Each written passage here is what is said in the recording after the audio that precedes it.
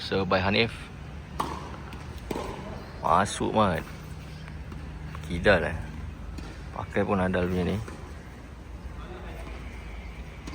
Tu Datuk Hanif.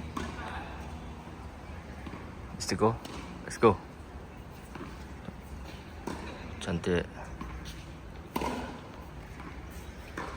Oh, gagal di situ.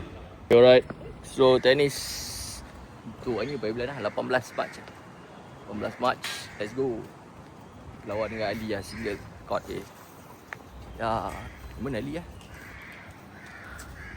Sana guys. Let's go. Apa ni nak buat ni lah. Nak upload kat YouTube Doktor janda ada. Astagfirullahaladzim ni kau tengok. Kita nak main tadi, dia cerita pasal ni. Duduk alamak macam ni Macam ni okey. Nampak tau. Video nampak.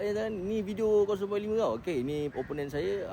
Kenalkan diri sikit. Mantap Berapa umur? Saya ahli tenis dari Korea.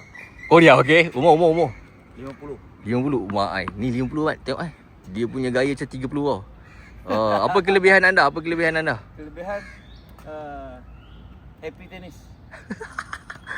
Lagi businessman lah. Katalah businessman. Mangkap. Business lah, dia dah buat kerja bisnes.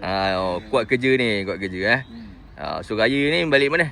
Balik Johor bro. Johor. Orang Johor jumpa Alright, okay. Let's go. Dah kita punya session tenis hari ni. So lawan dengan Ali tadi kalah 6-3. Tapi okey lah, main lag dia nak kejar-kejar sangat. Okay, ni pedang saya, pedang BLX Taiji.